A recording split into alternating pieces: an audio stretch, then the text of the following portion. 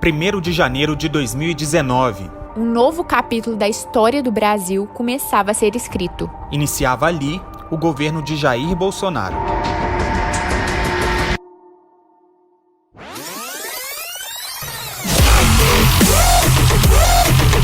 Menino veste azul e menina veste rosa! Para lhes garantir esse legítimo direito à defesa, eu, como presidente, vou usar essa arma. O que levou o presidente a atravessar a Praça dos Três Poderes foi um projeto de lei que relaxa punições para infrações de trânsito.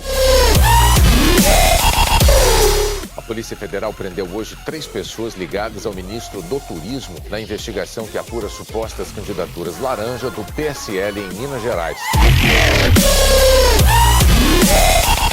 O porta-voz da presidência confirma que Jair Bolsonaro determinou comemorações pelo aniversário do golpe que deu início ao regime militar no Brasil. Sérgio Moro, agora ministro da Justiça de Bolsonaro, apresentou nesta terça a versão final de seu batizado pacote anticrime. O site Intercept divulgou trechos de mensagens atribuídas a procuradores da Força Tarefa da Lava Jato em Curitiba e ao então juiz Sérgio Moro, atual ministro da Justiça.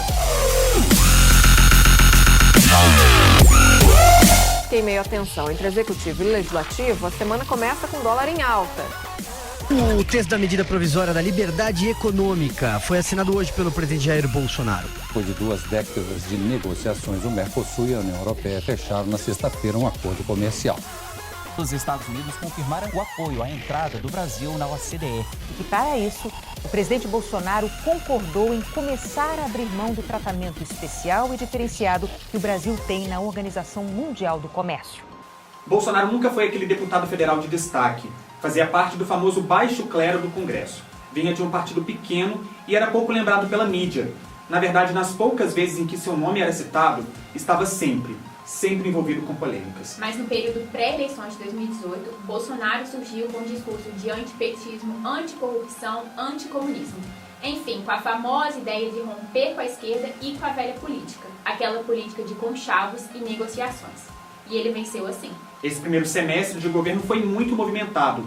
Houve muita discussão econômica, ideológica, conflito entre executivo e legislativo, muito debate.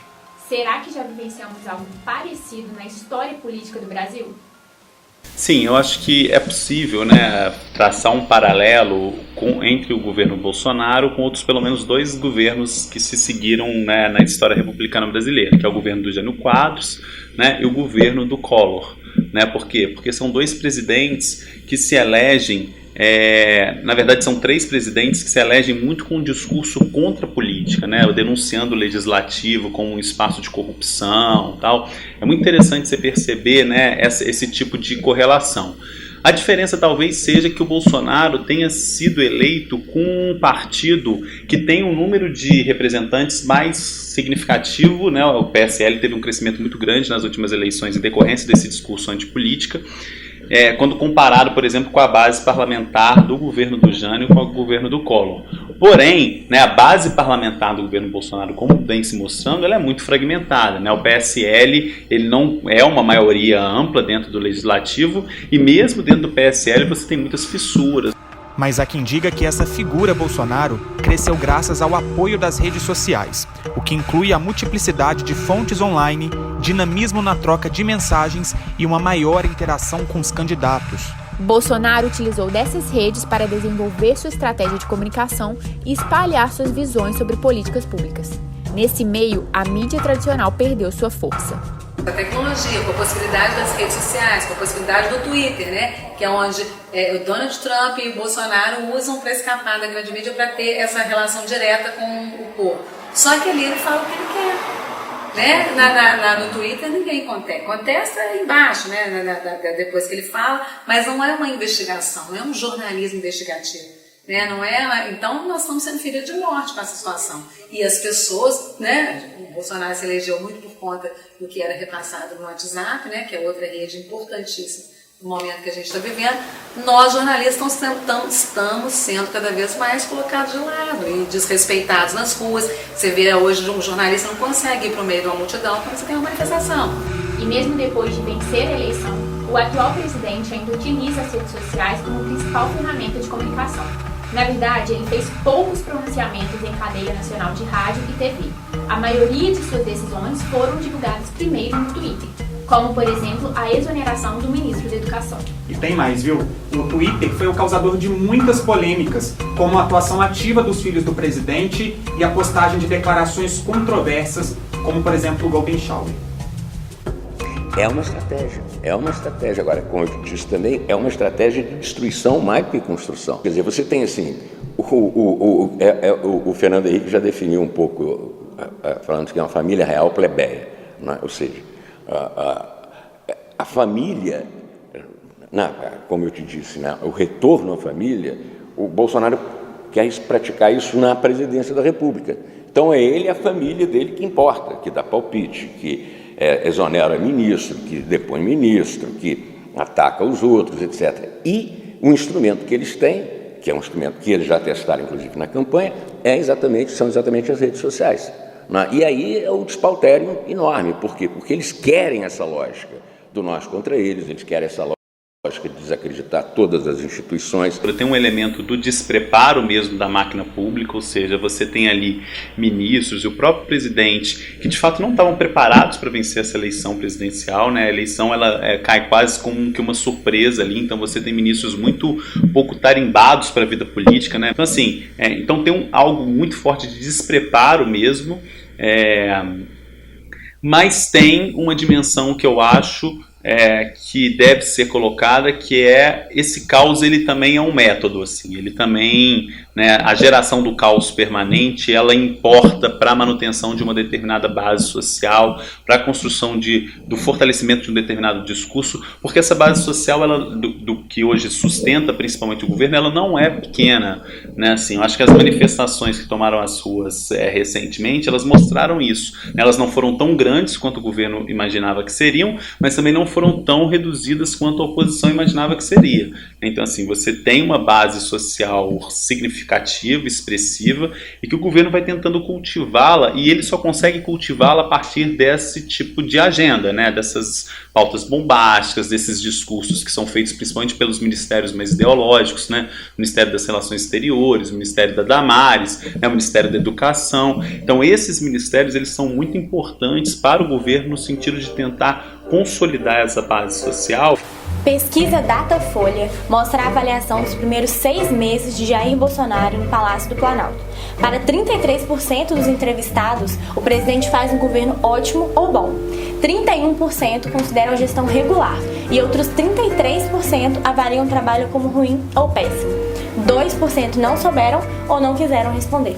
O levantamento mantém Bolsonaro como presidente com a pior avaliação nos primeiros 6 meses de governo, desde Fernando Collor, que teve 34% de aprovação e 20% de rejeição na época. Essa divisão entre apoiadores e críticos ficou ainda mais clara nas manifestações de rua realizadas nesse primeiro semestre. Uma parcela grande foi às ruas protestar contra o famoso contingenciamento de gastos na educação, contra a reforma da Previdência e contra o governo em geral. Uma outra parcela, em resposta a esse movimento, foi às ruas lutar a favor do presidente e dos ministros Sérgio Moro e Paulo Guedes. Além disso, criticavam instituições como o Legislativo e o STF. Eu acho que não tem como entender a eleição do Bolsonaro sem situá-la nessa crise política mais ampla que a gente vem vivendo no Brasil, pelo menos desde 2013. Assim, desde 2013, desde as manifestações que tomaram as ruas do país, a gente vive uma sequência de crises permanentes do sistema político, né, que vão desde do processo de impeachment contra a Dilma, passando pela, né, desde antes até do processo da Lava Jato, etc., que todo esse processo criou uma desestabilização e uma crise muito forte do sistema político e da própria ideia de representação política.